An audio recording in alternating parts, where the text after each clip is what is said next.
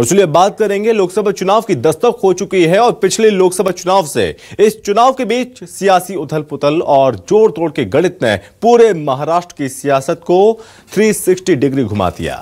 हाल यह है कि एनडीए यूपीए दोनों अलायंस में आधी आधी शिवसेना और आधी एनसीपी शामिल है। यह चुनाव असली और नकली के दावों का भी सच सामने ला देगा, क्योंकि इस चुनाव में मुद्दे बाहर इंपोर्ट करने की जरूरत बिल्कुल नहीं, बल्कि महाराष्ट्र की सियासत है, महाराष्ट्र की सियासत ने ही इतने मुद्दे दोनों धड़ों को थमा दिए कि बेहद दिलचस्प होने जा रहे हैं। इन चुनाव में एक इंटरेस्टिंग राज महाराष्ट्र पे होने वाला है। ये रिपोर्ट हम आपको दिखाते हैं।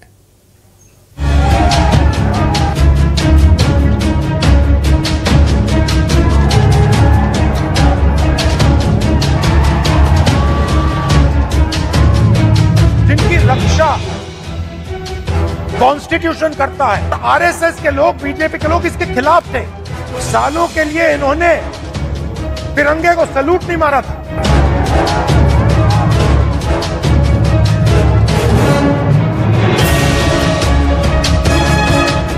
ये लोग डरपोक हैं। सारे के सारे इंस्टीट्यूशंस पर ये कब्जा कर रहे हैं। हिंदुस्तान के वाइस चांसलर आज मेरिट पे नहीं बनते हैं। ये इंडिया का सेंटर है और यहाँ से ही एक बड़ा मैसेज पूरे देश में जाता है। कहते हैं कि जो महाराष्ट्र जीतेगा वही राष्ट्र जीतेगा, क्योंकि उत्तर प्रदेश के बाद महाराष्ट्र ही वो राज्य है जहां से लोकसभा की सबसे ज्यादा सीटें आती हैं। महाराष्ट्र में लोकसभा की 48 सीटें, जिसे जीतने के लिए पार्टियों ने पूरी ताकत झोंक दी। आरएसएस के गढ़ नागपुर से कांग्रेस ने हुंकार भरी है। कांग्रेस का यहां से शंखनाद करना बीजेपी और आरएसएस को सीधे चुनौती देना माना जा रहा है और कहा जा रहा है कि 24 के लिए बाकायदा ये चुनावी रण में उतरने का ऐलान है। बहाना कांग्रेस के स्थापना दिवस का था, लेकिन बीजेपी निशाना।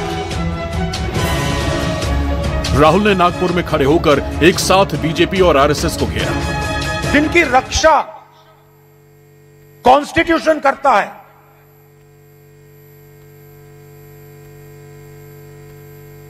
जो अंबेडकर जी ने, गांधी जी ने, नेहरू जी ने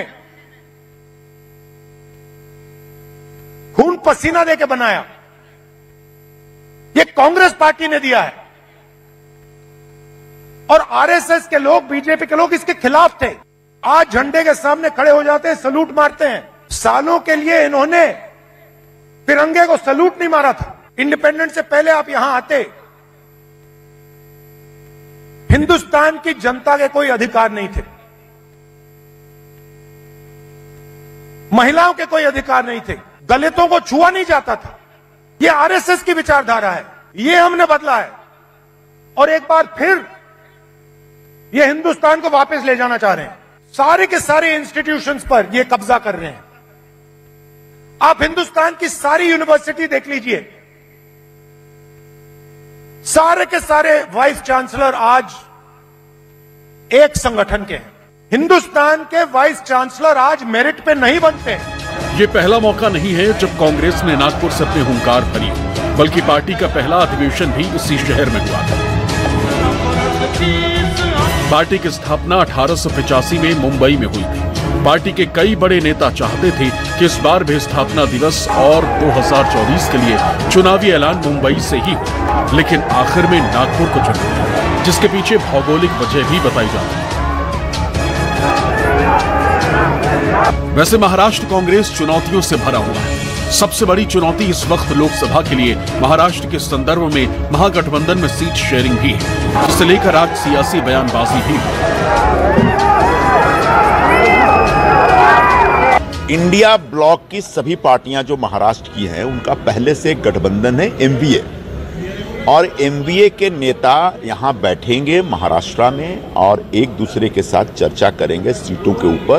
सीट शेयरिंग अपने आप में एक बहुत ही कॉम्प्लिकेटेड सब्जेक्ट होता है, उसमें निश्चित तौर पर खींचतान होगी, लेकिन हम बहुत सहजता से, सरलता से और आसानी से हम लोग बैठ करके आपस में सीट का बंटवारा कर लेंगे, जिसमें शिवसेना भी खुश रहेगी, कांग्रेस भी खुश रहेगी और एनसीपी भी खुश रहेगी। दरअसल गठबंधन में इस वक्त शिवसेना, एनसीपी, शरद पवार और कांग्रेस शामिल है।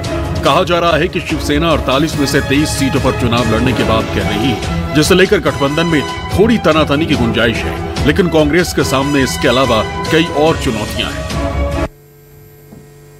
कांग्रेस सांसद राहुल गांधी ने आरोप लगाया है कि आरएसएस और बीजेपी के लोग संविधान के खिलाफ थे, आज झंडा फहराते हैं, लेकिन कई सालों तक तिरंगे को सैल्यूट नहीं मारते थे।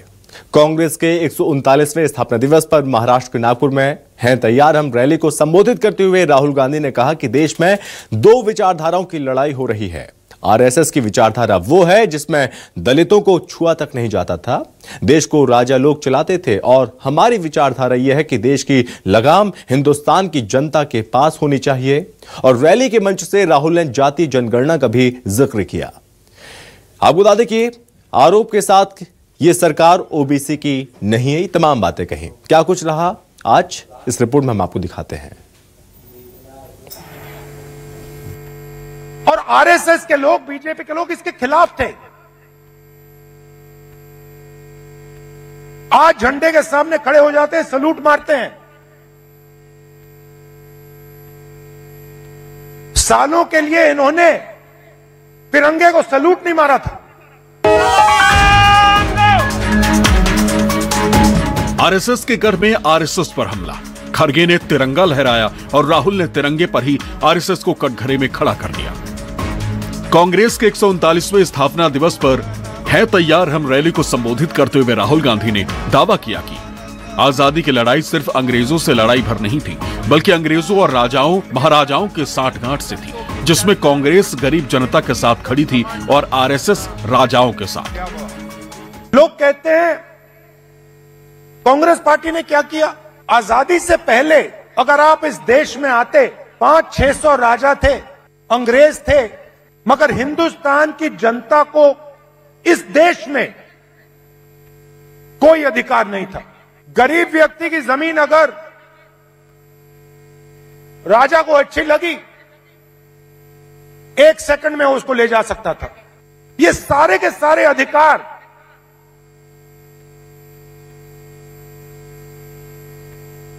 जिनकी रक्षा कॉन्स्टिट्यूशन करता है, जो अंबेडकर जी ने, गांधी जी ने, नेहरू जी ने खून पसीना देके बनाया, और आरएसएस के लोग, बीजेपी के लोग इसके खिलाफ थे। आज झंडे के सामने खड़े हो जाते हैं, सलूट मारते हैं। सालों के लिए इन्होंने तिरंगे को सलूट नहीं मारा था। राहुल गांधी ने दावा किया कि आजादी से पहले दलितों का अछूत समझा जाता था। यही आरएसएस की विचारधारा है जिसे कांग्रेस ने बदला, लेकिन अब आरएसएस वाले फिर से उसी छुआछूत वाले हिंदुस्तान की वापसी चाह रहे हैं। 60-70 उससे पहले, इंडिपेंडेंस से पहले आप यहां आते, हिंदुस्तान की जनता के कोई अधिकार नहीं थे, महिलाओं के कोई अधिकार नहीं थे, दलितों को छुआ नहीं जाता था। यह आरएसएस की विचारधारा है, यह हमने बदला है, और एक बार फिर यह हिंदुस्तान को वापस ले जाना चाह रहे हैं।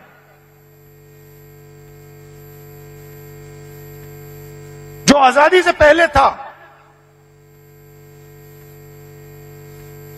वहां हिंदुस्तान को वापस लौटा रहे हैं। एनडीए में है। राहुल गांधी ने आरोप लगाया कि देश की मौजूदा सरकार नौजवानों का हक लूट रही, चंद अमीरों को भारत की संपत्ति सौंप रही और अग्निवीर जैसे योजनाओं के जरिए सेना में बहाल होने वाले नौजवानों का सपना चकनाचूर कर रही। एक तरफ किसानों पर आक्रमण, युवाओं पर आक्रमण, और दूसरी तरफ हिंदुस्तान के 2-3 अरबपतियों को देश का पूरा धन दिया जा रहा है। 1,50,000 युवाओं को हिंदुस्तान की सेना ने और एयरफोर्स ने एक्सेप्ट कर लिया था। उन्होंने फिजिकल टेस्ट पास कर दिया और एक्सेप्टेंस उनको मिल गई। 1,50,000 युवा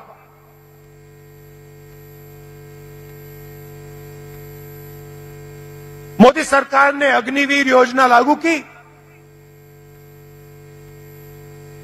और 1,50,000 युवाओं को उन्होंने आर्मी में, एयरफोर्स में नहीं आने दिया। अपने संबोधन में राहुल गांधी ने एक बार फिर जाति जनगणना का जिक्र करते हुए दलितों और आदिवासियों की हकमारी का इल्जाम लगाया, तो साथ ही नफरत के बाजार में मोहब्बत की दुकान का नारा भी दे दिया। मैंने पार्लियामेंट में सवाल पूछा, बीजेपी के लोगों से पूछा, हिंदुस्तान को 90 लोग चलाते हैं, देश के अफसर हैं, पूरे बजट को बांटते हैं, पार्लियामेंट में पूछा कि इनमें से ओबीसी कितने हैं, दलित कितने हैं, आदिवासी कितने हैं। बीजेपी के लोग चुप हो गए। ओबीसी की कम से कम 50% आबादी है, दलितों की 15% आबादी है, आदिवासियों की तकरीबन 12% आबादी है।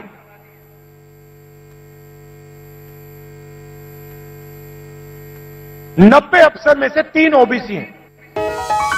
राहुल गांधी के बाद हैं तैयार हम रैली को संबोधित करते हुए कांग्रेस अध्यक्ष मल्लिकार्जुन खड़गे ने भी बीजेपी आरएसएस को डरपोक बताया। ये दावा किया कि जब कांग्रेसी अंग्रेजों से नहीं डरे तो भले बीजेपी और आरएसएस से क्यों डरेंगे। ऐसे ब्रिटिशरों को हमने भगाया है, क्या मोदी को डरेंगे? क्या बीजेपी को डरेंगे? क्या आरएसएस को डरेंगे? अरे वो लोग तो डर के ब्रिटिश के गवर्नमेंट में काम करते थे, वो लोग डर के उनके साथ दोस्ती की है, ये डर के माफी नामा मांग लिए। तो ये लोग डरपोक है। ऐसे लोगों के खिलाफ लड़ना, आप तो बहादुर लोग हैं। और जैसा कि अभी राहुल गांधी जी ने कहा, आप तो शेर है, बब्बर है। खड़गे ने यह भी दावा किया कि अगर बीजेपी और आरएसएस को रोका नहीं गया तो लोकतंत्र इतिहास बन जाएगा।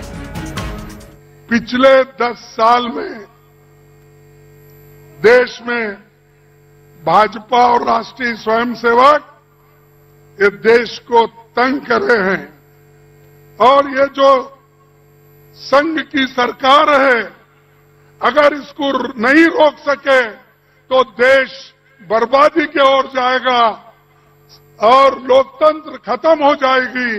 देश का संविधान जो बाबा साहब अम्बेडकर और पंडित जवाहरलाल नेहरू जी ने मिलकर बनाया, वो भी खत्म हो जाए। जिस देश में वोटिंग का अधिकार नहीं था, वो वोटिंग का अधिकार संविधान आने के बाद ही हुआ। महिलाओं को, पुरुषों को, युवाओं को, और आज जो 18 साल के युवा भी जो वोटिंग कर रहे हैं, वो राजीव गांधी की देन है। ऐसे चीजें कांग्रेस पार्टी ही कर सकती है, दूसरा कोई नहीं कर सकता। इससे पहले खड़गे ने नागपुर को क्रांतिकारियों की धरती बताया, तो साथ ही बाबा साहेब अम्बेडकर के विचारों पर भी रोशनी डाली। नागपुर एक क्रांतिकारों की भूमि है।